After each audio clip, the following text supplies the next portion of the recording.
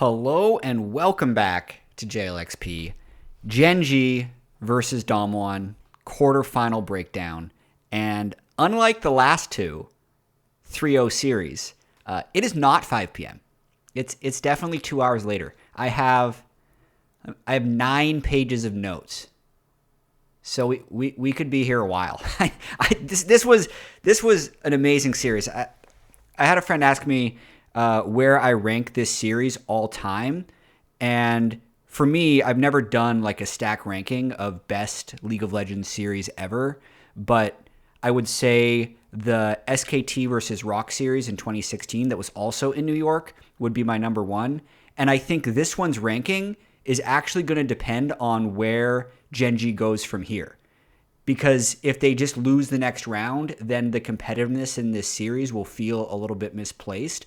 But if they somehow roll through the winner of EDG DRX and then the winner of JDG T1 in the final, that would make this series really go down in World's history as one of, if not the best. Right now, I have it as like number 2, but that's assuming GEN.G makes a big run. And it's also like prisoner of the moment. That was one of... I'm still, high off the series. It was so great. Really quick before I get into the breakdown, though, I want to thank people for watching yesterday's video, the T1 RNG. It's on pace, actually, to be like the most viewed video I've ever had on this channel.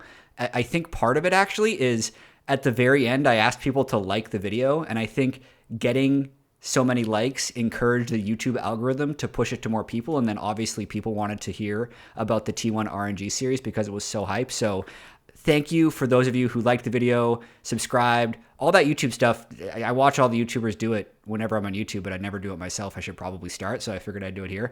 Also read some comments about wanting or asking if I could do higher production value. In the future, I'm somewhat open to it, but I also want to get these videos out as quickly as possible. And any editing I would do would add a render time before I could start the upload and greatly delay when I can push the video out. And then also there are some riot rules around how much gameplay you can show without waiting like 24 hours, because if I just showed a bunch of highlights and talked over them, that's basically like co-streaming on a 1 hour delay, which isn't allowed. That's why you see everybody live viewing. So just some context of why these videos are the way that they are. And I think that's enough YouTube channel business because people really want to hear about these games. And I think they were great. One cool thing that the analyst desk talked about before the game was how close this series has been between GEN.G and Damwon the whole year, but also how GEN.G has won all the series. So every series they have played in 2022 has gone the maximum number of games, but has also been won by GEN.G.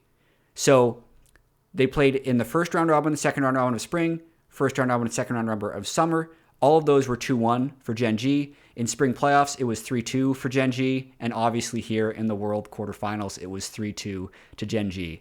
The hype piece before this was, I think, one of the best hype pieces that has been done for Worlds. You can find that on the LoL Esports channel, or they showed it in the pre-show if you're watching. Some amazing narration from Caster June about the Showmaker versus Chovy matchup. Showmaker saying Chovy is like the perfect laner. He plays like a robot, but Chovy also saying he's learned a lot about Showmaker. They had this whole like fire and water, Chovy being fire, Showmaker being water in terms of the way they try and play. Thought it was super cool. Also some stylistic things that I had in my mind before the series started. If Damwon was going to win, it was going to be by returning a little bit to the 2020 form that won the World Championships. And for me, that was just pick as much prio as possible in every lane and let Canyon go to work. And I think in the games that worked this series, that's what they did.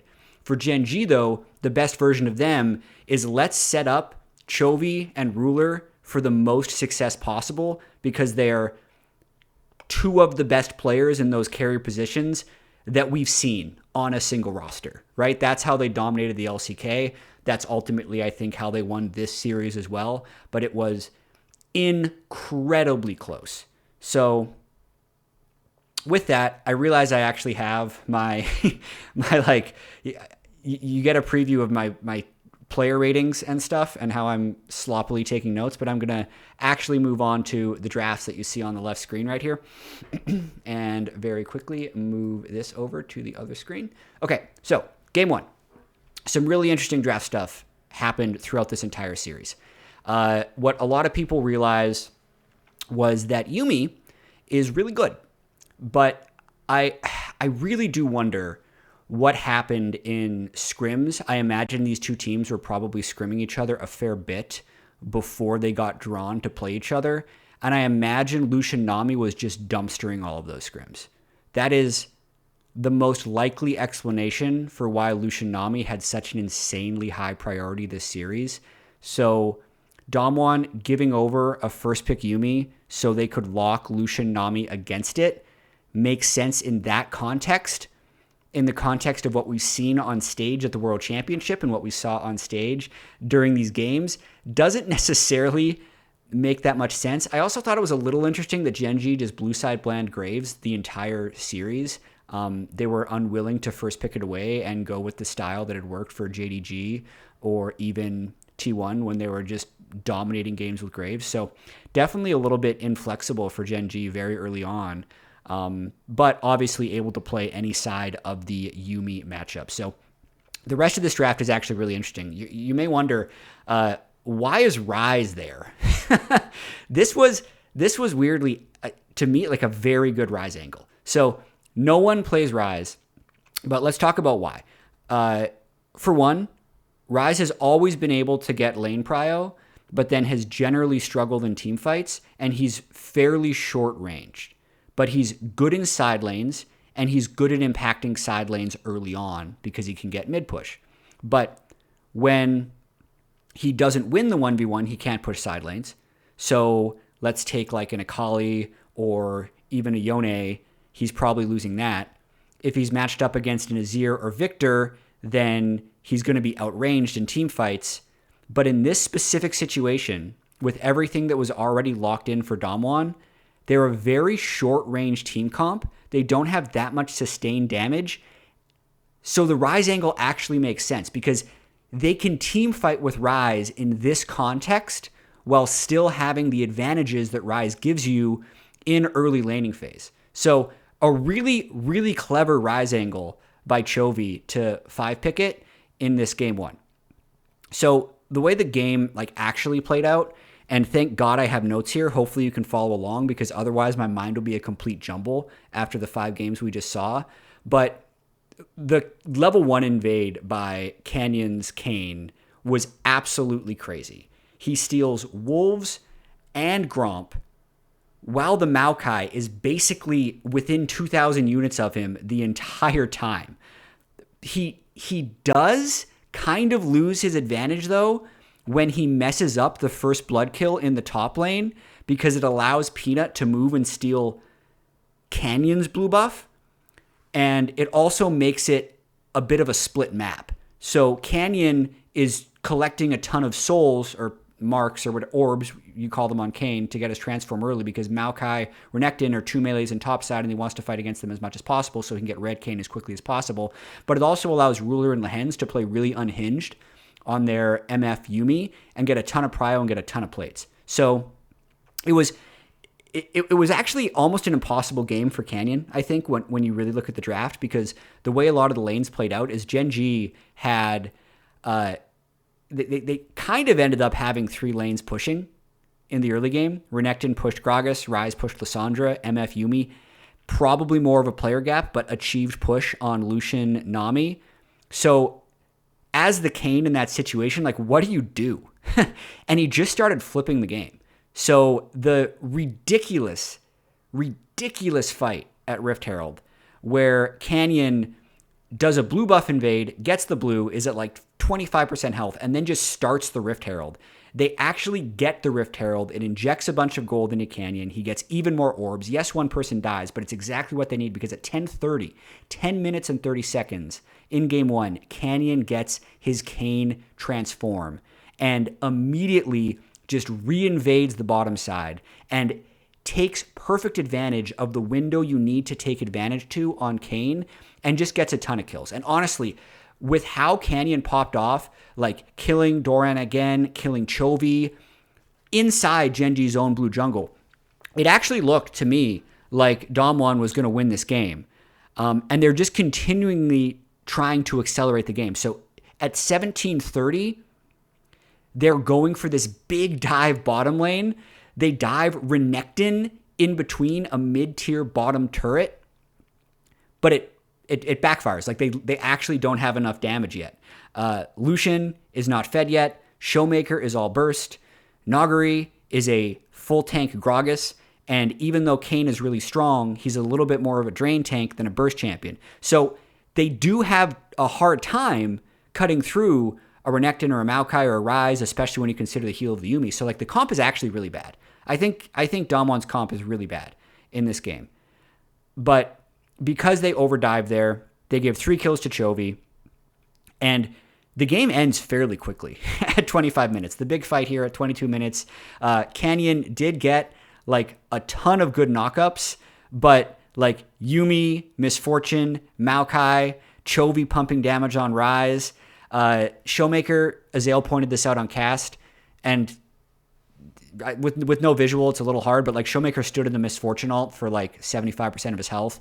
It's a very close fight, but once Gen.G wins that, then they're able to just kind of dominate the rest of the game. They go for Baron, they push mid, they win at 25 minutes and 53 seconds. So really demoralizing loss for Damwon, considering Canyon, I thought, played like such an amazing game. But one other thing I found actually kind of interesting in this game was how going into it, both of these teams had the highest Dragon percentage of any two teams at the World Championship, but Dragon was an incredibly low priority because of how much Canyon was just invading topside and going for his own orbs, and how much Ruler was just really trying to push his lane advantage the whole time. There was a nice voice clip as they were going to break when Peanut, Ruler, and Lehens got a kill bottom lane, and they're just like, oh yeah, bot is finished, guys. Take the game easy, right? Take it steady. And they did that. I think they didn't panic when Canyon got a little far ahead, and Damwon really tried to accelerate the game, and they were able to win. Overall, Canyon played like a psychopath. I think he nearly snatched victory from the jaws of defeat here, but, you know, Gen.G had 3 lanes of push, and they weren't outraged in team fights. So how does Damwon actually win this game? I think Lucian Nami has to win that lane. If Lucian Nami is not winning the lane with this draft, it's doomed. And they got smashed.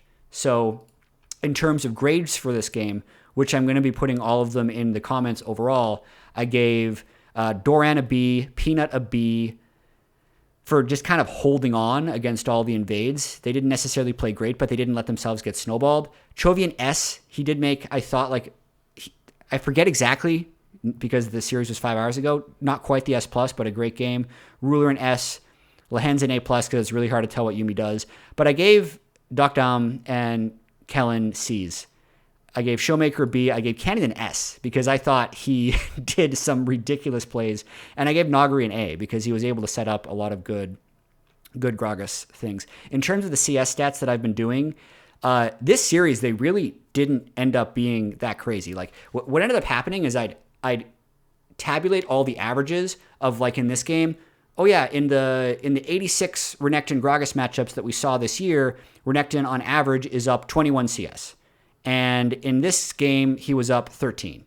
And crazily enough, in the one other Maokai Kayn game, Maokai was down 32 CS, and he was down 35 CS here. So, like, it actually kept balancing out in these really weird ways. Like, Lissandra was up CS against Ryze, but that was balanced by Misfortune being up CS against Lucian, and part of that is because Ryze moved so much, which impacted the CS of the other lanes. So, like, the overall net for what the expected average was to what this game is Gen.G was 1 CS at 15 below expected, which is, it happened the whole series, because I think these guys were just, like, playing at such an elite level that, like, the law of averages was actually balancing out. If anyone's CS was low, it was for a reason, and it was because they were trading it somewhere else on the map in a lot of cases. I thought it was so cool tracking that in this series. So that's game 1. We're going to move on to game 2. Okay, so game 2 draft. This was weird. This was this was definitely the stubbornness going too far, I think, of wanting to run back the Lucian Nami into the Misfortune Yumi, having blue side, not wanting the Yumi yourself, which does make sense to not take it yourself just because they didn't want to have to flip it against Singed, which is a counter pick that Lehens had been able to successfully play in the LCK.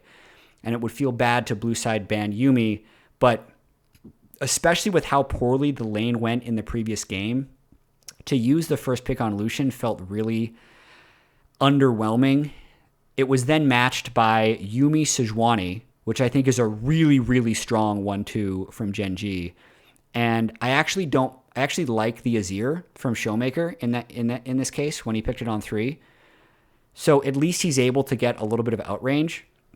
And as the rest of the draft comes through, like, the Wukong is definitely a little weird. They went to 4-5 and he got a lot of bans against him. You can see Graves banned, you can see Kane banned away, but Viego also being down because they knew the Sejuani was a flex pick. Like, I think they put themselves in a pretty big hole early on in the draft phase. And the overall outcome was Gen.G had ridiculous side lane pressure with Camille, Sejuani, Yone. Anytime Sejuani and a solo laner is together, they're winning that 2v2. And then, if Ruler Lehens can win the lane the same way they did in the first game, it's actually just like a ton of pushing lanes. And again, Cannon is in this position where he wants to be able to play with pushing lanes and he wants to be able to invade, but the draft is just not set up for him to do so. With that being said, this game was at the time the closest game of the series. Game 5 ended up being closer, but like, this was an incredibly, incredibly close game. Partially because the Lucian Nami did play better this game than it did in previous games. And then also, even though Showmaker's scoreline is 3-3-5, he played so well in the team fights in this game. So the big beats for this game, for me, as I have in my notes here,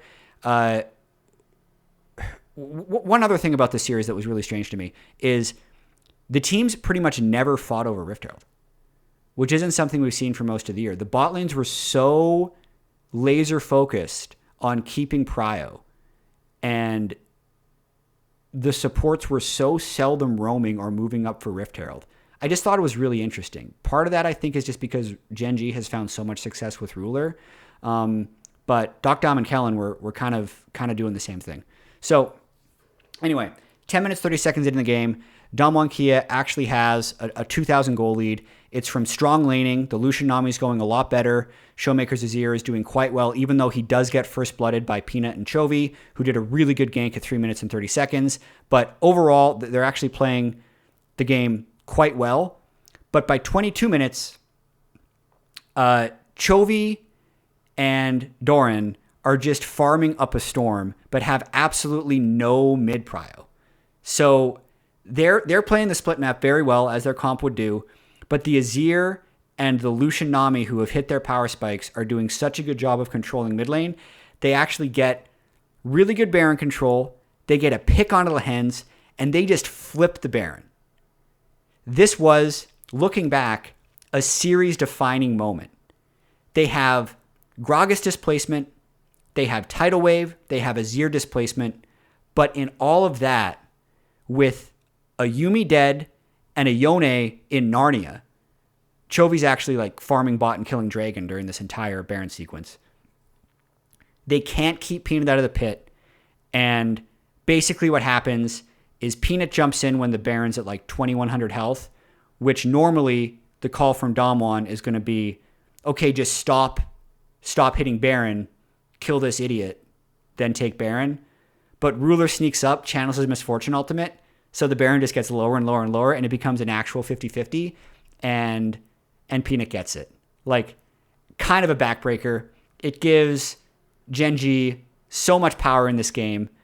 But then the craziest part of this game is that even though Gen.G had massive side prio, great engage options, and Baron buffs, like, Damwon stays in it. They just, Atlas called it a K-Ram. They They just minimize losses as much as possible on the side lanes. They give up a ton of farm. You can see the CSs are like ridiculously low. Look at Chovy, 425 to 327, Chovy versus Showmaker. It's because like Showmaker was always next to Dam. Like they were not splitting very much at all, whereas Gen.G was and picking up a ton of farm. But there were some like crazy fights where Showmaker at one point had like 10% health, shifts in, kills Ruler and Lehens, like clutches it up, but it ended up not mattering.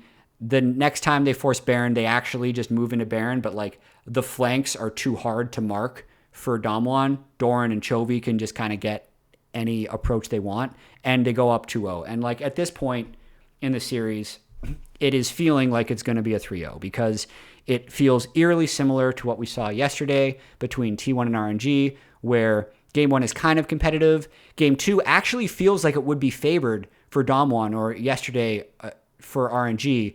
And then there was a big moment in the game that just goes wrong. Here it was the Baron flip at 22 minutes where they can't keep Peanut out of the pit. And it's looking pretty grim. They've given over Yuumi 2 times, and it feels bad. So grades for this game too. I gave B+ to Nagari and Canyon. I didn't think they had amazing games. I gave an S to Showmaker. Oh, hold on. I might have put these backwards. Am I trolling? Oh no. I'm gonna make sure I have these grades right when I post in the description. I might have put them backwards and gotten confused. Red side, blue side. Okay, so B+ and B+ were for Peanut and Doran. S was for Chovy.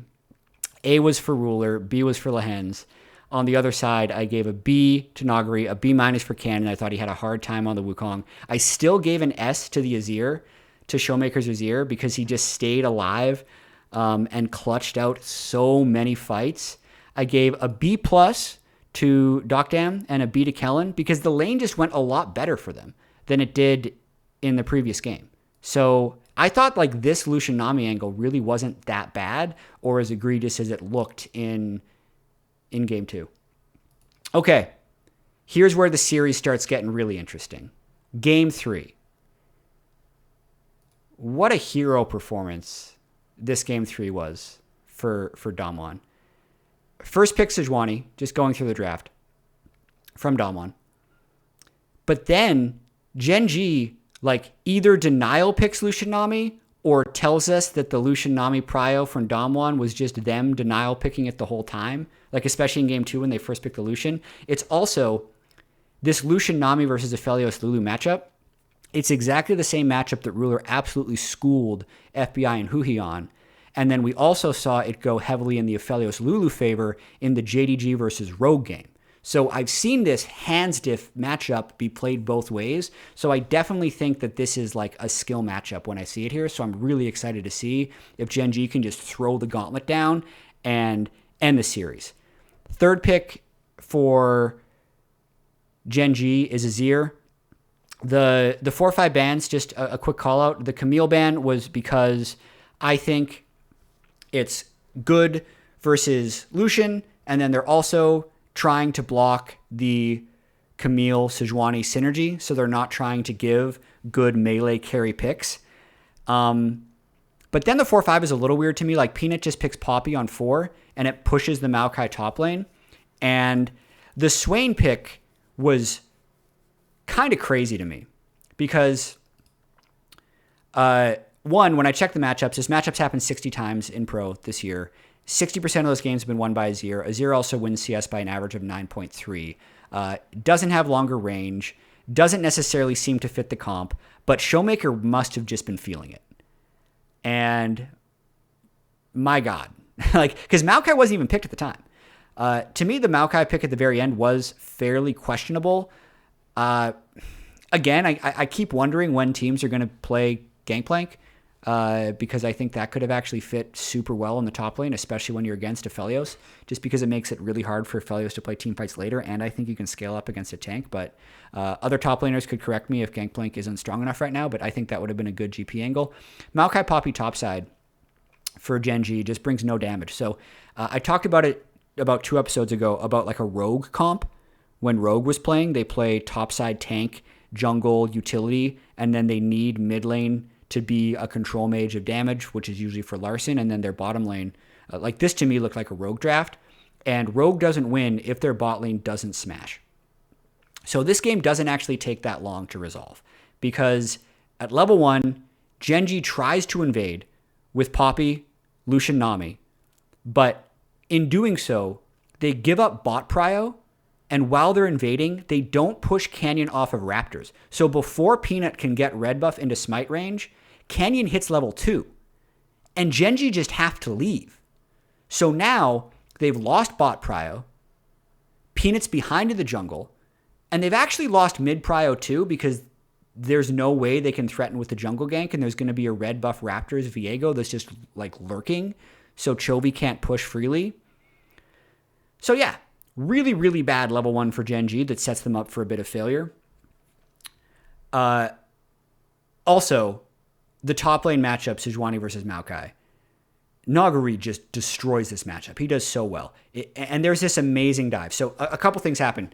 The level 1 advantage wasn't in favor of Dom on this game, but Canyon did throw it away. He does a bad invade into enemy Gromp at like 3 minutes, which to me it's probably the most dangerous invade in League of Legends, because the enemy bot lane has such a short path to stop you, but your own bot lane can't actually give you support. So if they ever see you to collapse, I just feel like they always have a numbers advantage. So he dies. He gets set far behind.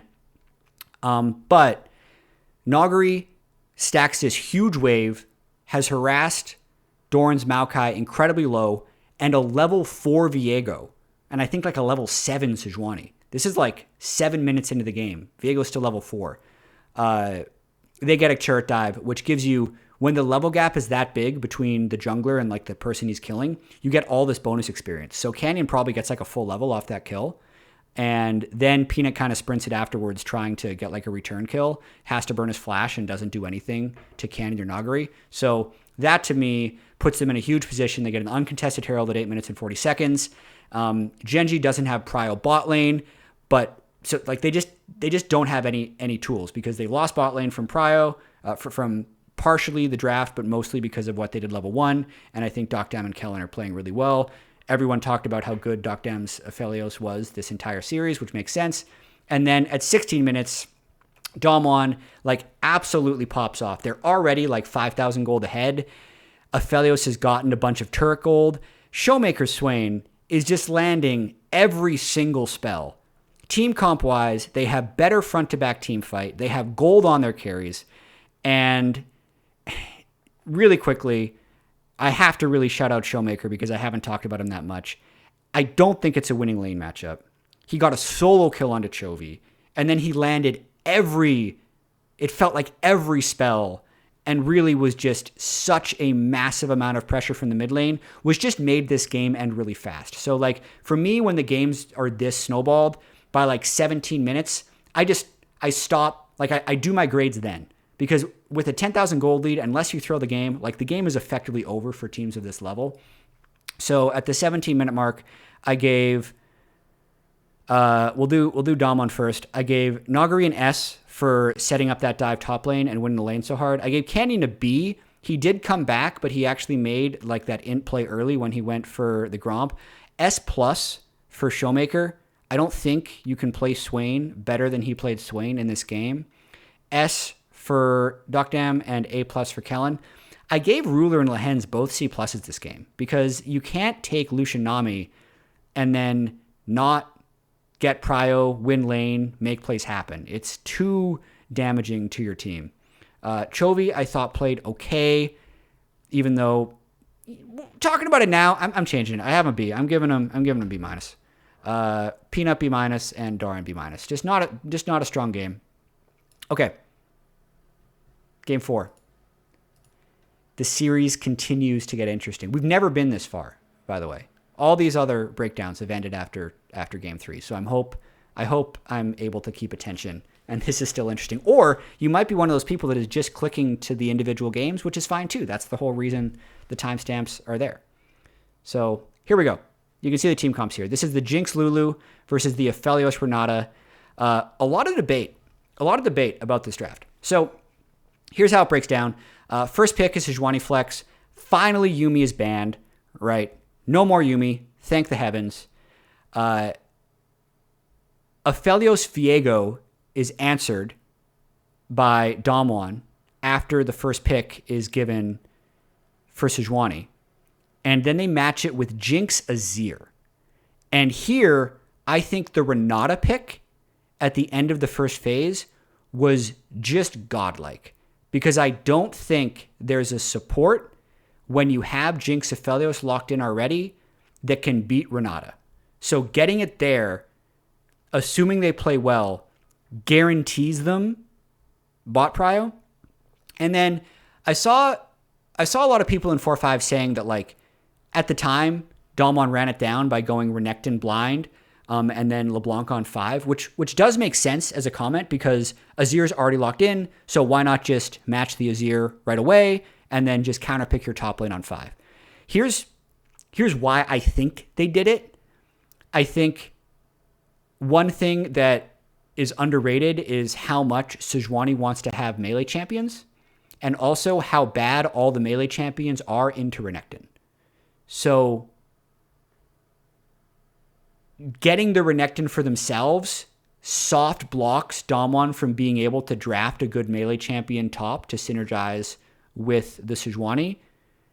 And also is just something that popped off in this game, like Blade of the Ruined King, Prowler's Claw, can still get kill threat on anything in top lane, as we saw later on in the series. And then also the LeBlanc, even though it looks a little tricky into like Sejuani and maybe a Lulu, does make it really hard for Jinx to play the game because your assassination threat is so high. Not to mention picking LeBlanc as the solo AP is always really juicy for any mid laner. They just love it because no one on the opponent team ever feels good about building like even a single Magic Mantle. So you can see the items even at the end of the game. Like there's literally only one person who built MR and it's Peanut because that's just the default item that Sejuani carries. So Showmaker is doing like, he didn't even go Sork Shoes, which I think he probably could have.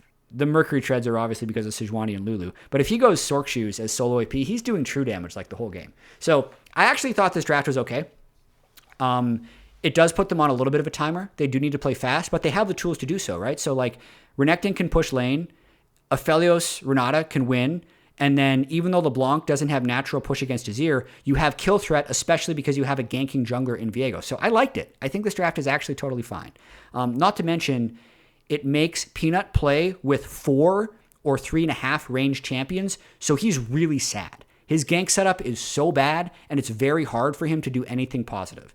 And right off the bat in this game, 3 minutes, 15 seconds, Renekton's pushed the wave, Canyon shows up at exactly the right time, Renekton plays perfectly, and we get 2 kills right off the bat for Canyon. Peanut and Doran just get outplayed in the 2v2. That's money, because now Renekton can push the game however he wants. Canyon is ahead of Peanut, so he can stat check him wherever he goes. And Peanut also has no good lanes to gank because none of his lanes have setup. Like, falling behind in your lanes as a Sejuani with no other melee champions is miserable. So that was a massive moment in this game at 3:15. And, like, even when that happens, I'm thinking, like, damn, we're going 5. And the rest of the game, as you can see, does end 24 minutes and 30 seconds. So, like, the bot lanes really didn't move. Canyon just gets Rift Herald at 8:10. At 11 minutes, Canyon is just invading everywhere because his bot lane and top lane are winning and he's ahead. So they have like a 3,000 gold lead at 11 minutes. By 13 minutes, we see Nagari has gone Blade of the Ruined King Renekton. It makes him a constant split push threat so they can always flank. And even if you have Azir Jinx, if you get flanked and if you can't set up proper fight lines, you're just never going to be able to move in properly. The plates are in this game 9-2. So 1,440 gold goes to Damwon to only 320 that goes to GEN.G. So like the Prowlers Renekton and Showmakers LeBlanc being fed just makes this game really funny. They just wipe the floor with like a 20-minute fight. They get Baron. They've been stacking Dragon. The like highlight moment, even though the game is effectively over, was when Doc Dam's Aphelios goes into river and gets Infernamult onto like 4 people and still lives and like basically one-shots all of them. So just an incredibly dominant game. Damwon did pick an early game team comp, but this is why teams pick Renekton and LeBlanc sometimes. It's because you can do this to teams if you play well. And I think they actually did have it. Like, I don't think the scaling is as bad as it would seem at first glance just because of the way the teams would interact. So grades in this one, 5 stars for Damwon. I gave S to Nagari, S+ to Cannon. I thought he played perfect. Showmaker was fine. I gave him an A, and then I gave S's to both Doc Dam and Kellen. On the other side, I gave a C to Peanut in this one. Part of it is from the draft. Part of it is because he just kind of got read like a book early on. The double kill was incredibly influential. Ruler and Lehens didn't get smashed in lane, but didn't make anything happen. They both get Bs. And Chovy gets a B, with Doran getting a B-.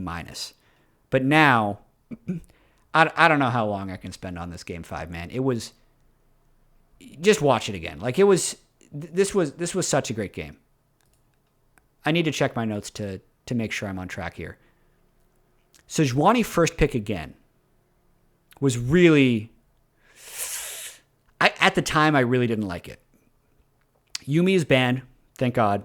But the fact that Aphelios had seemingly dominated the last 2 games, Doc Dam had been so amazing on it, and they just give it over, made me really wonder what their answer, what Gen.G's answer to Aphelios was. And they just run back the Lucian Nami. Like, at the time, that's really spooky. The 4 or 5 bans come through. The Nidalee and Karthus bans are like, Gen.G is laser focused into not letting Renekton plus AP carry this game. They've already banned Viego, which had worked. Like, look at these jungle bans that they've thrown at Canada. They banned Graves, Viego, Nidalee, Karthus, and first picked away the Sejuani. And the Vi is banned on the other side because the Sejuani can flex. So we're dealing with 6 jungle denial picks by the time he goes for Kayn again in Game 5. The absolute madman is playing Kayn in Game 5. Damwon also 5 picks Syndra after Victor Nar is the 4-5 for Gen.G. So one thing about this game is like, it's very classic 2020 Damwon. Renekton can push. Syndra with the CC can push. Gank threat, plus if he just decides to prioritize push, he can get it. The Aphelios Lulu, even though it is like a hand stiff, that lane gets push early, I'm pretty sure. And then they have Kayn. And if you're Peanut here, just imagine you're Sejuani. You have all range champions on your team, so no one can help you proc your E. No one has CC, so you can't gank anywhere. And then the other team is probably pushing all 3 lanes. Like, what do you do? It's so miserable. Like, Peanut was in such a bad spot from this draft, and right away, like, how the hell does Canyon get these level 1 sneaks again? He goes past a ward to counter jungle Raptors and Red from Gen.G's blue side. Maybe Peanut is a little bit too in his own head about like defending his jungle here, because he could have literally just had level 3 by killing his 3 top camps and then done a gank and taken Scuttling up in that too far behind. But I think he was worried about the Aphelios Lulu plus Kayn like diving Lucian Nami, because they had taken some bad trades early, and that's also similar to the play that happened in JDG versus Rogue, where JDG just double killed Rogue's Lucian Nami, like level 3 versus level 1 when the jungler showed up. So really, like, the series is over if he lets that happen. So I think Peanut, what he did early is acceptable, but man, he is really just in survival mode for like the first 8 minutes of this game. And interestingly enough, like, through the first 8 minutes, Gen.G's really not that far behind, considering what the early lane states were. They did a really, really good job of minimizing losses early on in this game. And Canyon, even though he did get a bit of a CS gap, got almost no orbs off of Peanut, got no kills, didn't get any turret dives off, didn't secure all the objectives. Wasn't great. at 9:30, Gen.G actually gets Rift Herald. And it was a bit of a miracle. Like, Chovy had to dodge a gank, and they have this really close fight at Rift Herald. Chovy actually picks it up for himself. And at this point, Chovy's farm is actually really good. So, like, at this point in the game, 9 minutes, 30 seconds, I'm thinking Chovy, he could carry this. Like, Chovy could carry this and make his first semifinal ever. Okay, I'm going to have to go timestamp to timestamp here. So at 13 minutes, Canyon realizes like not much has gone on in the early game, and he tries to shut down Chovy, but so this was when he's invading blue buff. And this is definitely a reach from Canyon. Chovy comes over, pushes him off blue buff, gets it himself. They also kill Showmaker with like a Nami wave across the mid lane. This is definitely a Victor carry angle. Like by 15 minutes, even though Victor is only up 7 CS, 152 to 145, he has kills and he's looking like I'm looking at these team comps and I'm thinking Victor can make it somewhat hard for Aphelios to play. He can be tanky enough to not get one shot by Kayn. Renekton is an assassin, so like if you get a combo on him, you're taking him super low. Really good. So after the 13-minute mark with Chovy getting kills, he has mid-prowl like the whole game. Ruler Lehens also, once they get their items, are doing, like they're strong enough that they can actually keep the Aphelios off of lane prio. And Nagari doesn't have the snowball he did in the previous game, so really Damwon doesn't have that much to play around. They're suddenly on the back foot. It takes until 20 minutes and 33 seconds for Canyon to get his transform on Kayn. He got his transform in game one at 10 minutes. This took him twice as long to get his transform in game 5. So after the 22-minute mark, the game just gets absolutely crazy. It's an insane sequence of 22 minutes. So Gen.G's trying to get to Soul Point, if you remember this fight. Damwon has no way of getting into the fight. Nagari's like caught out by Ruler, and he just flashes in and one-shots the Nami. Like, no chance of winning the fight, but at least he creates some chaos by killing the Nami. And like Damwon really has no way of winning this fight. So they're getting like chased into the mid lane, and Canyon, the absolute madman, somehow sneaks into the dragon pit as Peanut has left to support the fight, and no one sees him until the last minute when it's like a 50-50 smite fight. Peanut smites early at like 1,000, takes it to 50 health, and I think Canyon gets it with an auto attack. So that prevented Soul Point. And it only gets crazier from there. So later on, like, Damwon has been denied all their vision because even though they did delay Soul Point, like, that didn't get him back in control of the game. And Peanut, honestly, he bounced back in a huge way. He's finding picks. Like, he had such a miserable early game. He lands an ult on Aphelios in the mid lane, right? And it looks like Gen.G is just like pushing, like they maybe can even get the Nexus, but they definitely open up the mid inhibitor. Because, like, I'm thinking about the game at this point. Kayn didn't get the snowball. Like, it's over. 27 minutes. Chovy has 3 items to Victor's 2 items. 3-item Victor versus 2-item Syndra. And then my note here for 30 minutes is, what? I can't believe it. Ruler, this is the fight. I'm sure everyone has seen it. This is the fight in the mid lane where Canyon gets a 3-man knock-up into Showmaker's Syndra one-shot in the whole team. And I am convinced if Damwon had come back and won this game, because they're 5,000 gold down when this mid lane fight happens, if Damwon had won this game, this would be one of the most memorable fights in Worlds history. It would be in every Worlds montage for like the next 5 years. It still might be, but the fact that they didn't win off of it diminishes the highlight. But this was such an amazing play. The fight is like so doomed, man. Showmaker nearly gets one shot by Ruler at the start because it's the 3-item Lucian Nami. He just like bop Gale Forces, and you got like 3/4 of Syndra's health gone. But Canyon like loops around the back, lands like this crazy 3-man knock-up with Kayn, and then Showmaker flashes in and does 6,000 damage in like a split second, and they kill everyone and they get Baron. Like, they're back in the game. It's absolutely unbelievable. But like then, Gen.G is still bullying them around the map. And there's yet another smite steal. This is what could have made Canyon into an absolute legend in all of World Championship lore, because he is desperately trying. Like, everyone's seen the jungler who just tries to 1v5 into Dragon and get a steal and is just totally doomed. That's the situation Canyon was in. He gets caught and he just like ults the Sejuani to stay alive. And then I think Peanut makes one of the biggest mistakes that luckily didn't cost them the series. He delivers the cane into the pit.